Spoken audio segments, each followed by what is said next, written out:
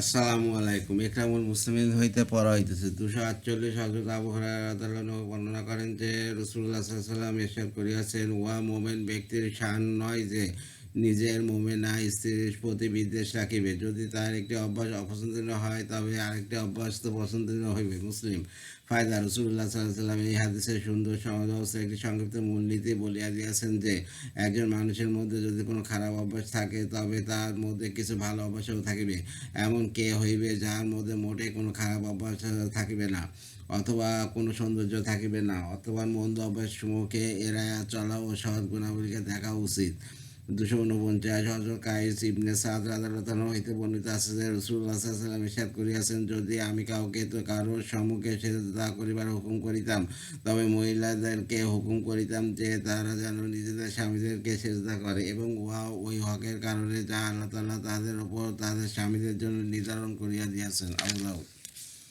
250 হযরত উম্মে সালমা রাদিয়াল্লাহু আনহা বর্ণনা করেন যে রাসূলুল্লাহ সাল্লাল্লাহু আলাইহি ওয়াসাল্লাম ইরশাদ করিয়াছেন, যে মহিলার এই অবস্থায় ইন্তেকাল হয় যে তার স্বামী তার উপর রাজি থাকে তবে সে জান্নাতে যাইবে। তিরমিজি। 251 হযরত আওয়াস রাদিয়াল্লাহু আনহু হইতে বর্ণিত আছে যে তিনি নবী করিম সাল্লাল্লাহু আলাইহি ওয়াসাল্লামকে ইরশাদ করিতে শুনিয়াছেন, খুব মনোযোগ সহকারে শোনো, নারীদের সহিত সৎ ব্যবহার করো, এই জন্য যে তারা তোমাদের অধীন, তাদের সহিত সৎ ব্যবহার ব্যতীত অন্য কিছু করার তোমাদের অধিকার নাই। হ্যাঁ, যদি তারা কোনো প্রকাশ্য বেহাপনায় লিপ্ত হয় তবে তাদের তাদের বিছানায় একাকী ছাড়িয়া দাও, অর্থাৎ তাদের সহিত ঘুমানো ছাড়িয়া দাও, কিন্তু ঘরেই থাকিও, মৃত্যু প্রহর করো, অথবা যদি তারা তোমাদের বাধ্য হইয়া যায় তবে তাদের ব্যাপারে সীমা লঙ্ঘন করিবার জন্য বাহানা তালাশ করিও না।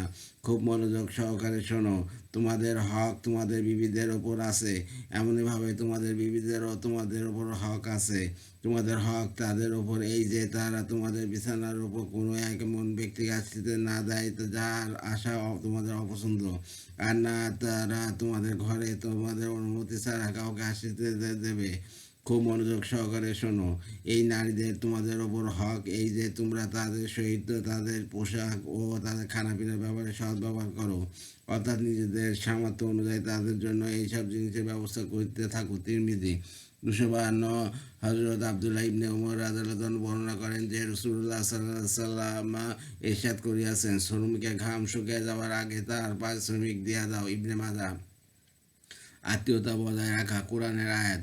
আল্লাহ তাআলা ইরশাদ, তোমরা সকলেই আল্লাহ তাআলার ইবাদত করো এবং তার সহিত কোনো জিনিসকে শরীক করো না, এবং মা বাবার সহিত সৎ ব্যবহার করো, এবং আত্মীয় স্বজনের সাথে ও এতিমদের সাথে, মিসকিনদের সাথে, এবং নিকটবর্তী প্রতিবেশীদের সাথে, দূরবর্তী প্রতিবেশীদের সাথে, এবং নিকটে যারা বসে তাদের সাথেও, অর্থাৎ যারা দৈনিক আসা যাওয়া এবং সঙ্গে উঠা বসা করে, এবং মুসাফিরদের সাথেও, এবং ওই গোলামের সাথেও যারা তোমাদের অধীনে রইয়াছে সৎ ব্যবহার করো। নিঃসন্দেহে আল্লাহ তাআলা এমন লোকদেরকে পছন্দ করেন না যারা নিজেদেরকে বড় মনে করে এবং অহংকার করে। নিসা।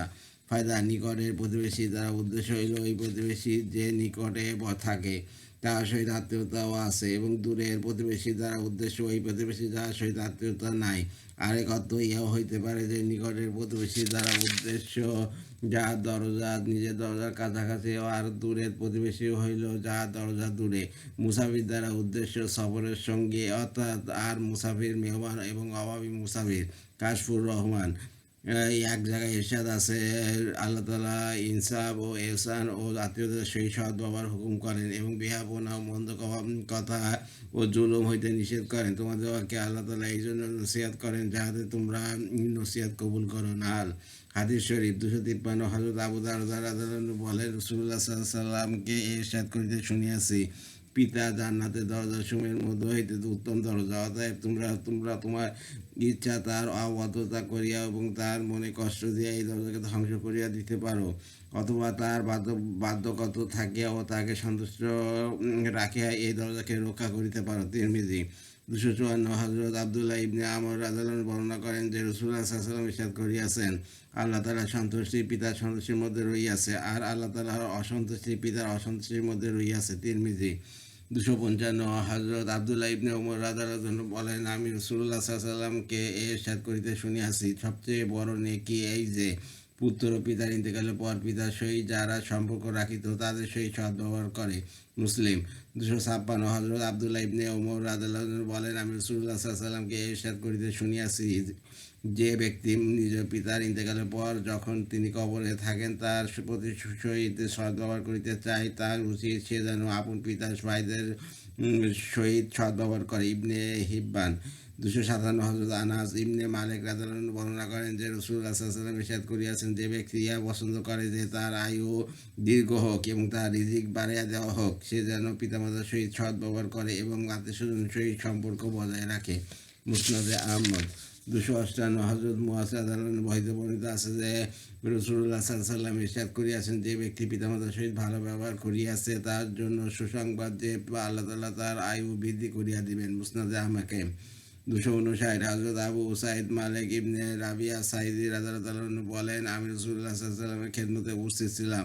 বনু সালিমা গোত্রের এক ব্যক্তি নবী করিম সাল্লাল্লাহু আলাইহি ওয়াসাল্লামের খেদমতে হাজির হইয়া আরজ করিল, ইয়া রাসূলুল্লাহ, আমার পিতামাতার ইন্তেকালের পর আমার জন্য তাদের সহিত সদ্ব্যবহার কোনো পন্থা আছে কি? তিনি ইরশাদ করিলেন, হ্যাঁ, তাদের জন্য দোয়া করা, আল্লাহ তাআলার নিকট তাদের মাগফিরাত চাওয়া এবং তাদের ওসিয়ত পুরা করা, যাদের সহিত তাদের কারণে আত্মীয়তা রহিয়াছে তাদের সহিত সদ্ব্যবহার করা এবং তাদের বন্ধুদের একরাম করা। আবু দাউদ।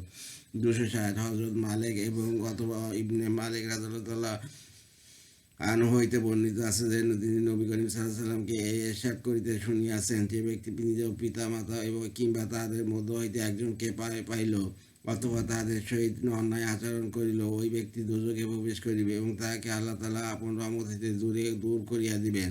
আর যে কোনো মুসলমান গোলামকে আজাদ করিয়া দেয়, উহা তার জন্য দোজখ হইতে রক্ষা পাওয়ার ওসিলা হইবে।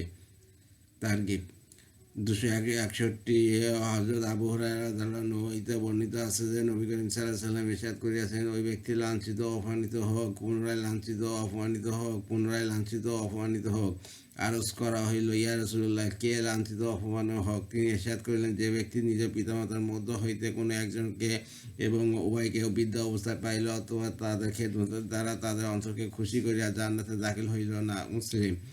262 হযরত আবু হুরায়রা রাদিয়াল্লাহু আনহু হইতে বর্ণিত আছে যে এক ব্যক্তি রাসূলুল্লাহ সাল্লাল্লাহু আলাইহি ওয়াসাল্লামের খেদমতে হাজির হইয়া জিজ্ঞাসা করিলেন, আমার সদ্ব্যবহারের সবচেয়ে বেশি হকদার কে? তিনি ইরশাদ করিলেন, তোমার মা। সে জিজ্ঞাসা করিল, তারপর কে? তিনি ইরশাদ করিলেন, তোমার মা। সে জিজ্ঞাসা করিল, তারপর কে? তিনি ইরশাদ করিলেন, তোমার মা। সে জিজ্ঞাসা করিল, তারপর কে? তিনি ইরশাদ করিলেন, অথবা তোমার পিতা। বুখারী। 263 হযরত আয়েশা রাদিয়াল্লাহু আনহা বর্ণনা করেন যে রাসূলুল্লাহ সাল্লাল্লাহু আলাইহি ওয়াসাল্লাম ইরশাদ করিয়াছেন, আমি ঘুমাইলাম, তখন স্বপ্নে দেখিলাম যে আমি জান্নাতে আছি। আমি সেখানে কোনো কুরআন পাঠকারীর আওয়াজ শুনিলাম। তখন আমি বলিলাম, এই ব্যক্তিকে যে এখানে জান্নাতে কুরআন পড়িতেছে। ফেরেশতাগণ বলিলেন, উনি হারেসা ইবনে নোমান। অতঃপর হযরত আয়েশা রাদিয়াল্লাহু আনহাকে রাসূলুল্লাহ সাল্লাল্লাহু আলাইহি ওয়াসাল্লাম ইরশাদ করিলেন, নেকি এমনই হয়, অর্থাৎ নেকির ফল এমনই হয়। হারেসা ইবনে নোমান নিজ মাতার সহিত অত্যন্ত ভালো ব্যবহার করিতেন। মুসনাদে আহমদ। 264 হযরত আসমার বিনতে আবু বকর রাদিয়াল্লাহু আনহা হইতে বর্ণিত আছে যে রাসূলুল্লাহ সাল্লাল্লাহু আলাইহি ওয়াসাল্লামের যুগে আমার মা, যিনি মুশরিকা ছিলেন, মক্কা থেকে সফর করিয়া আমার নিকট মদিনায় আসিলেন। আমি রাসূলুল্লাহ সাল্লাল্লাহু আলাইহি ওয়াসাল্লামের নিকট মাসালা জিজ্ঞাসা করিলাম। আমার মা আসিয়াছেন এবং তিনি আমার সহিত সাক্ষাৎ করিতে চাইতেছেন। আমি কি আমার মায়ের সহিত সদ্ব্যবহার করিতে পারিব? তিনি ইরশাদ করেন, হ্যাঁ, নিজের মায়ের সহিত সদ্ব্যবহার করো। বুখারী। 265 হযরত আয়েশা রাদিয়াল্লাহু আনহা হইতে বর্ণিত আছে যে তিনি বলেন, আমি আরজ করলাম, ইয়া রাসূলুল্লাহ, মেয়েদের উপর সবচেয়ে বেশি হক কার? তিনি ইরশাদ করিলেন, তার স্বামীর। আমি জিজ্ঞাসা করিলাম, পুরুষের উপর সবচেয়ে বেশি হক কার? তিনি বলিলেন, তার মাতার। মুসনাদে হাকিম। 266 হযরত আব্দুল্লাহ ইবনে ওমর রাদিয়াল্লাহু আনহু হইতে বর্ণিত আছে যে এক ব্যক্তি রাসূলুল্লাহ সাল্লাল্লাহু আলাইহি ওয়াসাল্লামের খেদমতে হাজির হইয়া আরজ করিল, ইয়া রাসূলুল্লাহ, আমি একটি অনেক বড় গুনাহ করিয়া ফেলিয়াছি, এখন কি আমার তওবা কবুল হইতে পারে? তিনি ইরশাদ করিলেন, তোমার মা জীবিত আছে কি? সে আরজ করিল, না। তিনি ইরশাদ করিলেন, তোমার কোনো খালা আছে কি? আরজ করিল, জি হ্যাঁ। তিনি ইরশাদ করিলেন, তার সহিত সদ্ব্যবহার করো, আল্লাহ তাআলা উহার কারণে তোমার তওবা কবুল করিয়া নিবেন। তিরমিজি। 267 হযরত আবু উমামা রাদিয়াল্লাহু আনহু বর্ণনা করেন যে রাসূলুল্লাহ সাল্লাল্লাহু আলাইহি ওয়াসাল্লাম ইরশাদ করিয়াছেন, নেক কাজ খারাপ মৃত্যু হইতে বাঁচিয়া লয়। গোপনে সদকা দেওয়া আল্লাহ তাআলার গোসরাকে ঠান্ডা করে এবং আত্মীয়তা বজায় রাখা এবং অর্থাৎ আত্মীয় স্বজনের সাথে ভালো ব্যবহার করা হায়াত বাড়িয়ে দেয়। তাবরানি। ফায়দা আত্মীয়তার সম্পর্ক বজায় রাখার মধ্যে ইহা অন্তর্ভুক্ত রহিয়াছে যে মানুষ নিজের উপার্জন হইতে আত্মীয় স্বজনের আর্থিক খেদমত করিবে অথবা নিজের সময়ের কিছু অংশ তাদের কাজে লাগাইবে। হায়াত বাড়িয়াতে যাওয়ার অর্থ এই যে আত্মীয় স্বজনের সহিত সদ্ব্যবহার দ্বারা হায়াতে বরকত হয় এবং নেক কাজে তৌফিক হয় এবং আখিরাতে কাজে আসে। এইরূপ আমলের সময় লাগানো সহজ হয়। নবাবী। আমি এই মোতাকাব হাদিসে একরাম মুসলিম পর্যন্ত পড়া হলো। আর আমার ইউটিউব চ্যানেল রিপন কুরাস, ওইটাকে আপনার সাবস্ক্রাইব করবেন, লাইক কমেন্ট শেয়ার দেবেন, এতে আমি উৎসাহিত হই। রিপন কুরাস হচ্ছে আমার ফেসবুক পেজ, ওইটাকে আপনার ফলোতে রাখবেন।